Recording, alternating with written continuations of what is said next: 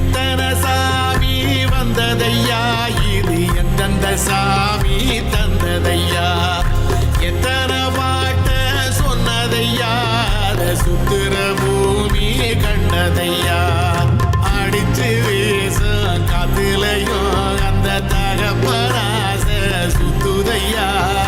பிடிச்சு பூக்கும் வேதையிலும் ஒரு வம்சத்து கதையே உள்ளதையா,